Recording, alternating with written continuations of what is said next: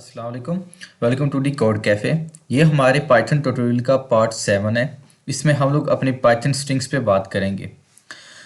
इस वीडियो में हम लोग अपनी string slicing, string modifying, string concatenation और एस्केप करैक्टर्स पे बात करेंगे। इससे जो अगली वीडियो होगी उसमें हम लोग अपने स्ट्रिंग मेथड्स को डिस्कस करेंगे। वैसे तो हमने अपने पार्ट 8 में टाइप कास्टिंग को डिस्कस करना था, लेकिन अगर मैं स्ट्रिंग मेथड्स को यहीं इसी वीडियो में डिस्कस करूं तो इस वीडियो ने बहुत लंबा हो जाना है, इसलिए हम इसको नेक्स्ट वीडियो में डिस्कस करेंगे। तो सबसे पहले हम लोग अपनी स्ट्रिंग स्लाइसिंग करते हैं। स्लाइस बेसिकली काटने को कहते हैं। इसमें क्या होता है कि हम लोग अपनी स्ट्रिंग में से एक स्पेसिफिक सीक्वेंस ऑफ कैरेक्टर्स को हम लोग सेलेक्ट करते हैं और फिर उसको हम लोग प्रिंट करवा लेते हैं। लेट्स से अगर मैं यहाँ से आर से लेके सी तक के जो सीक्वेंस है इसको प्रिंट करवाना चाहता हूँ, जस्ट इस पूरी स्ट्रिंग में से सिर्फ इसको प्रिंट करवाना चाहता हूँ, तो उसके लिए मैं अपनी स्ट्रिंग स्लैशिंग को यूज़ करूँगा। तो उसके लिए हमें एक स्ट्रिंग चाहिए होती है। जैसे कि मैं यहाँ पे स्ट्रिंग लिखता हूँ, दिस इज़ अ स्ट्रिंग। तो हमारे पास ये एक स्ट्रिंग आ गई है। तो इन कोटेशंस के अंदर जो भी करेक्टर है, इवन जो आपका जो स्पेस होती है वो भी एज ए करेक्टर काउंट होती है।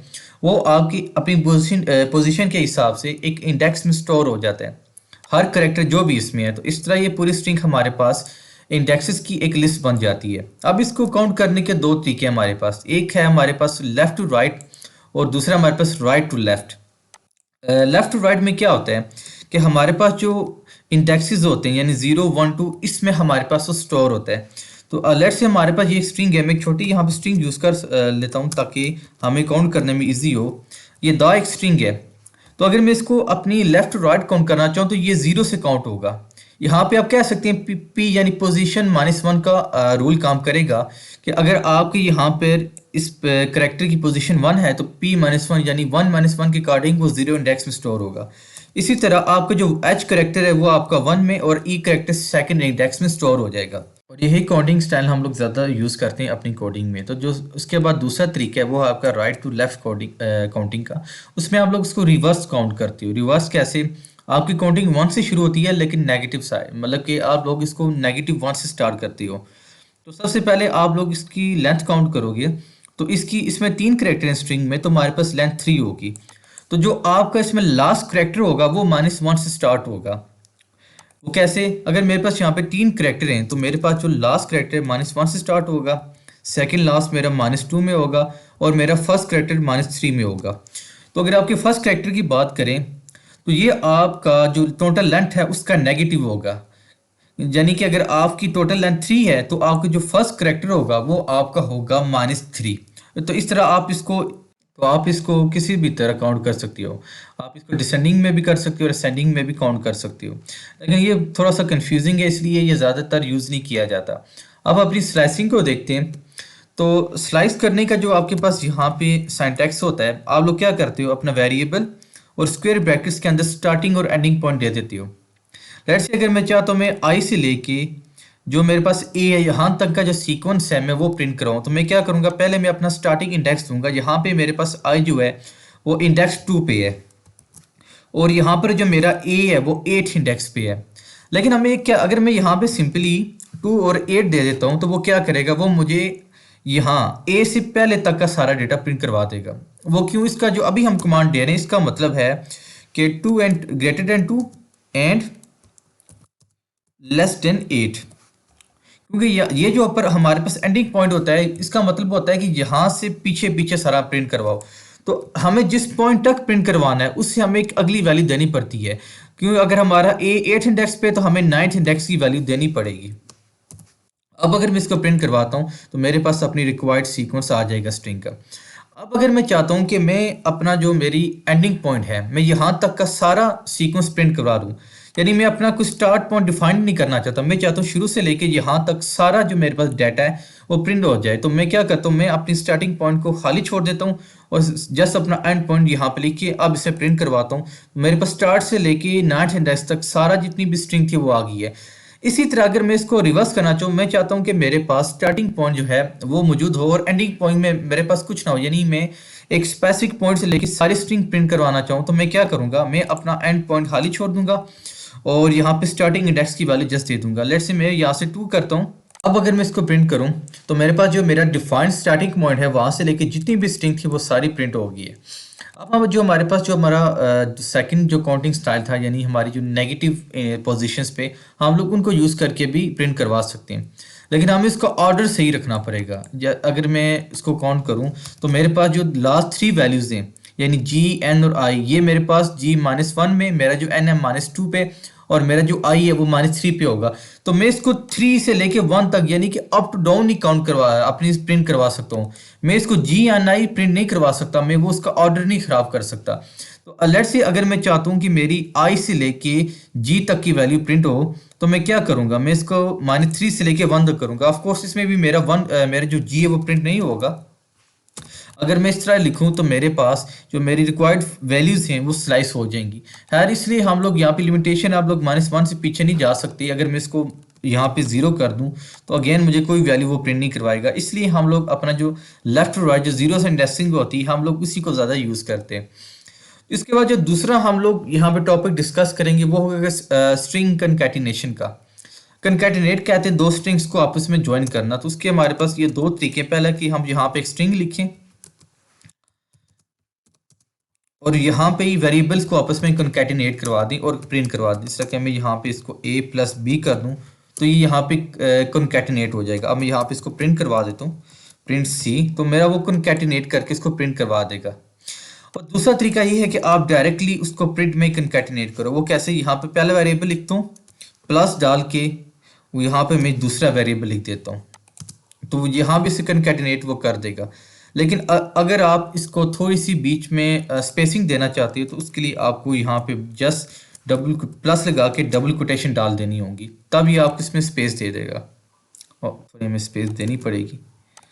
आप देख सकते हैं इसमें स्पेस देख ली है। तो ये छोटा सा एक टॉपिक है कि कैसे स्ट्रिंग्स को हम कंकैटिनेट कर सकते हैं। अब हम लोग स्ट्रिंग मॉडिफाई को डिस्कस करेंगे कि कैसे हम लोग एक स्ट्रिंग को मॉडिफाई कर सकते हैं। इसके लिए हम लोग कुछ बेसिक ऑपरेशंस या मेथड्स को यूज़ करेंगे। मैं सारे मेथड्स यूज़ नहीं करूँगा क्योंकि इसमें हम नेक्स्ट पार्ट पे डिटेल में बात करेंगे। तो सबसे पहले मैं एक स्ट्रिंग लेता हूँ, लेट्स से मैं यहाँ पे लिखता हूँ हेलो। तो मैं पहले जो मेथड यूज़ करूँगा वो होगा अपर का। मैं चाहता हूँ कि जो मेरी पूरी स्ट्रिंग है जितने भी इसके अंदर करेक्टर्स हैं वो अपर केस में कन्वर्ट हो जाएँ। तो मैं इसके लिए क्या करता हूँ, सिंपली ए डॉट एक मैं मेथड यूज़ करूँगा अपर का, और उसके मैंने प्रिंट करवा दूँ तो मेरे जितने भी कीवर्ड्स हैं वो सॉरी मेरे जितने भी कैरेक्टर्स हैं वो मेरे अपर केस में कन्वर्ट हो गए। इसी तरह अगर मैं अपने जो स्ट्रिंग है उसको लोअर केस में कन्वर्ट करना चाहूँ तो मैं सिंपली इसी तरह ए डॉट लोअर यूज़ कर लूँगा। उससे क्या होगा, मेरे जितने भी कैरेक्टर्स है, आप देख सकते हैं मेरा जो एच है मेरी स्ट्रिंग में अपर केस में, वो मेरा लोअर केस में कन्वर्ट हो जाएगा। इसके बाद हम एक स्ट्रिप मेथड यूज़ करेंगे। स्ट्रिप क्या करता है, आपकी जो स्ट्रिंग के अराउंड जितनी स्पेसेस होती हैं उनका वो ख़त्म कर देता है। लेट्स मैं यहाँ पे लेफ्ट और राइट में स्ट्रिंग के स्पेसेस डाल देता हूँ। अब अगर यहाँ पे मैं स्ट्रिप को यूज़ करता हूँ और इसको प्रिंट करवा देता हूँ तो मेरे जो स्ट्रिंग है हेलो उसके लेफ्ट राइट जितनी भी स्पेसेस हैं वो ख़त्म हो जाएंगी। इसके आगे फर्दर दो और मेथड्स हैं कि अगर आप चाहो कि आपकी लेफ्ट साइड पे जो है वो स्पेसेस रहें और राइट साइड की स्पेसेस रिमूव हो जाएं, तो आप लोग क्या करोगे, आप उसके लिए राइट साइड पे स्पेसेस ख़त्म करने के लिए आर स्ट्रिप यूज़ करोगे। इससे क्या होगा कि आपके राइट साइड की जो स्पेसेस हैं वो ख़त्म हो जाएंगी। इसी तरह अगर आप चाहो कि आप अपने जस्ट लेफ्ट साइड के स्पेसेस को रिमूव करो, आप उसके लिए एल स्ट्रिप यूज़ कर सकते हो। तो इस तरह आप अपने राइट साइड की स्पेसेस को जस्ट ख़त्म कर सकते हो। इसके अलावा आप इसमें कुछ कैरेक्टर्स को रिप्लेस भी कर सकते हो।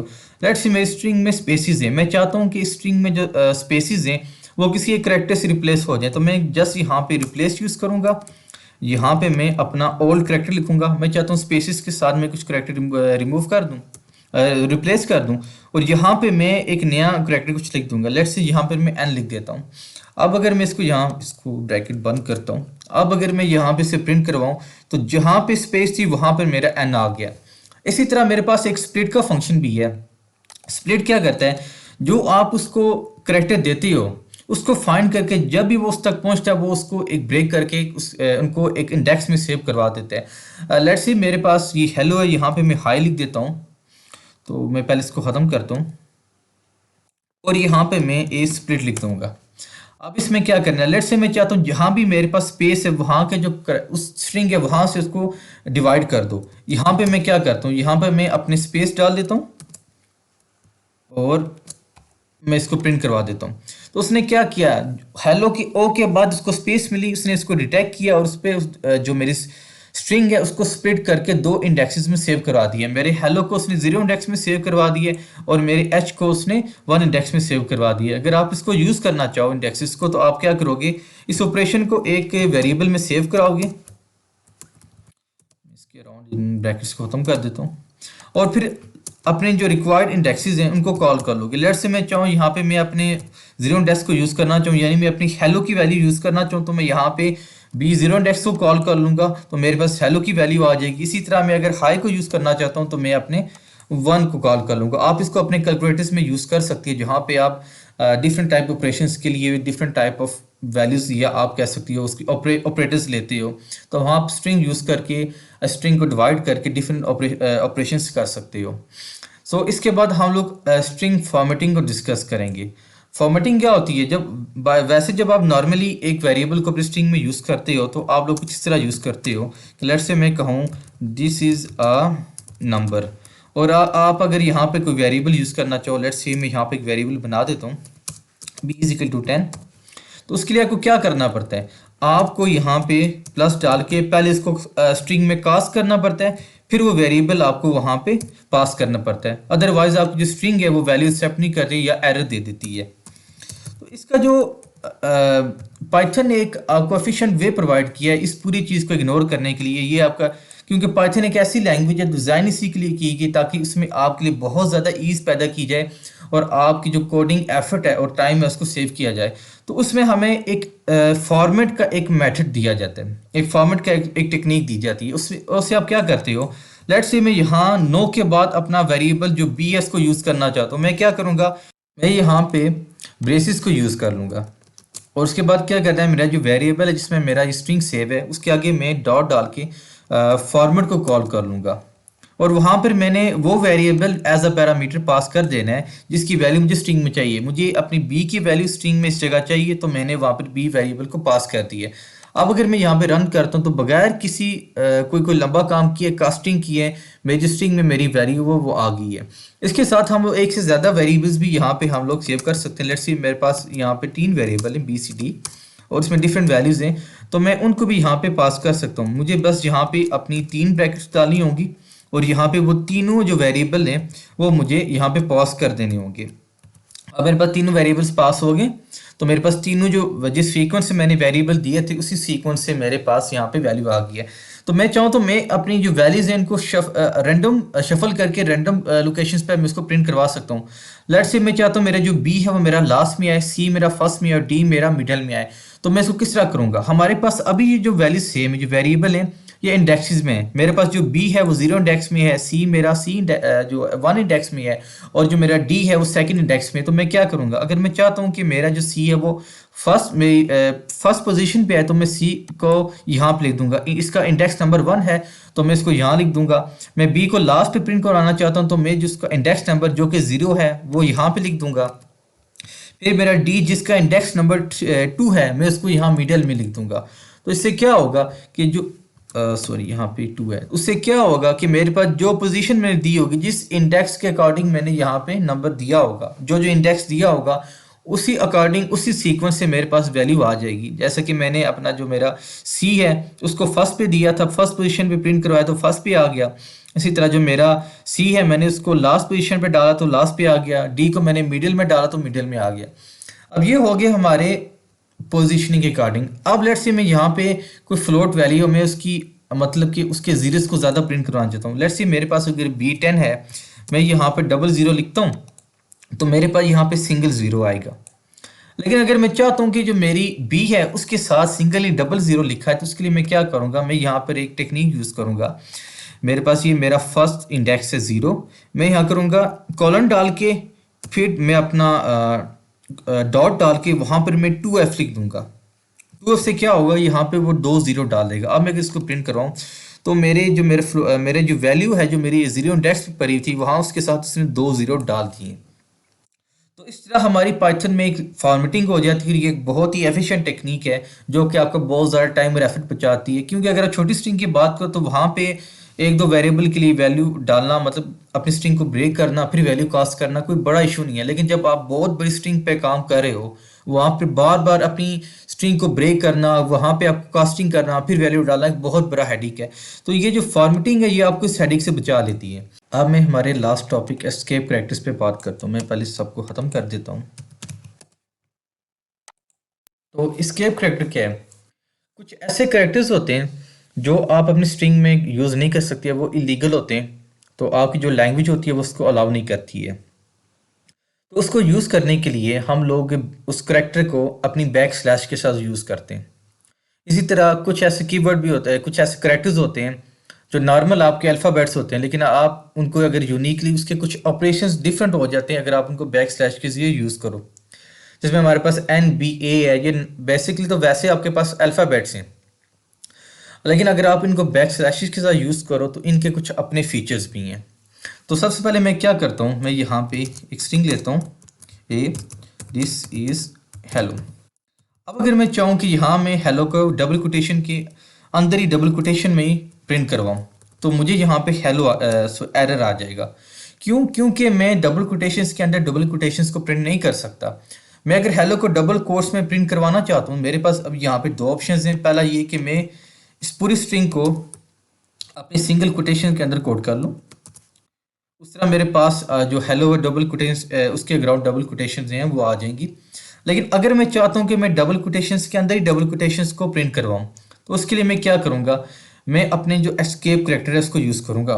और मैं वो कैसे करूँगा, मैं सिंपली अपनी इस डबल कोटेशन के पीछे बैक स्लैश डाल दूंगा, जिससे मेरा ये करैक्टर है, ये बैक जो मेरी डबल कोटेशन है ये एक एस्केप करैक्टर बन जाएगी।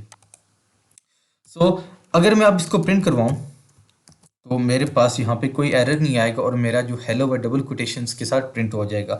सो आपकी जो बैक स्लैश और वो करैक्टर जो इलीगल करैक्टर या यूनिक करैक्टर जब आप उसको कंबाइन करके लिखते हो तो आपका एक एस्केप करैक्टर बन जाता है।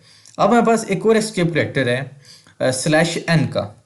स्लैश एन क्या करता है, आपकी जो लाइन होती है उसको ब्रेक कर देता है। लेट्स से मैं चाहता हूँ मेरा जो हेलो है ये नेक्स्ट लाइन में आ जाए, तो मैं यहाँ पे सिंपली स्लैश एन लगा दूंगा और इसको यहाँ से प्रिंट करवा दूंगा, तो मेरे पास जो हेलो है वो ब्रेक होकर दूसरी लाइन में आ जाएगा। अगर मैं स्लैश एन के आगे स्पेसिस डाल दूँ तो सेकंड लाइन में भी मेरे पास उतनी स्पेसिस आएंगी। इसके बाद बैक स्लैश बी का करैक्टर है, ये क्या करता है, ये इसके पीछे जो स्पेस होती है वो उसको रिमूव कर देता है। अगर मैं चाहता हूँ यहाँ पे मेरे पास हेलो और इज ये कंकैटिनेट होके आए, तो मैं यहाँ slash back slash b use कर लूँगा। उससे क्या होगा कि मेरे पास जो स्पेस होगी वो ख़त्म हो जाएगी, लेकिन ये सिर्फ एक ही स्पेस को ख़त्म करेगी। लेट्स से अगर मेरे पास यहाँ पे दो स्पेसिस थी तो वो दो स्पेसिस ख़त्म नहीं करेगा, वो सिंगल स्पेस ख़त्म करेगा। मैं चाहता हूँ मेरे पास यहाँ पे दोनों स्पेसिस कवर हो जाएं, तो मैं यहाँ पर एक और बैक स्लैश बी लगा दूंगा, तब वो कनकैटिनेट कर देगा। इस तरह जितनी ज़्यादा स्पेसिस होंगी उतनी ज़्यादा हमें बैक स्लैश लगाने पड़ेंगे। इसके बाद हमारे पास एक करैक्टर होता है बैक स्लैश ए। वो क्या करता है, जब भी जिस स्ट्रिंग में बैक स्लैश ए होगा, जब भी वो एग्जीक्यूट होगी तो आपके सिस्टम से एक साउंड आएगी। जैसा कि अगर मैं इसको प्रिंट करूँ तो मेरे सिस्टम से एक वॉइस होती है, ये बेसिकली हम लोग यूज़ करते हैं रिस्पॉन्सेस के लिए। सो जब भी ये स्ट्रिंग एग्जीक्यूट होगी आपके सिस्टम से एक साउंड प्रोड्यूस होगी। इस वीडियो को हम लोग यहीं ख़त्म करते हैं। नेक्स्ट वीडियो में हम लोग पाइथन स्ट्रिंग के जो मेथड्स हैं हम उनको स्टडी करेंगे, उनको प्रैक्टिस भी करेंगे। सो जो लोग इस वीडियो में नए हैं वो काइंडली इस वीडियो को लाइक करें, कमेंट करें, शेयर करें, हमारे चैनल को ज़रूर सब्सक्राइब करें और पुरानी तमाम वीडियो देख लें ताकि उन्हें नेक्स्ट किसी वीडियो में प्रॉब्लम ना हो। Thank you.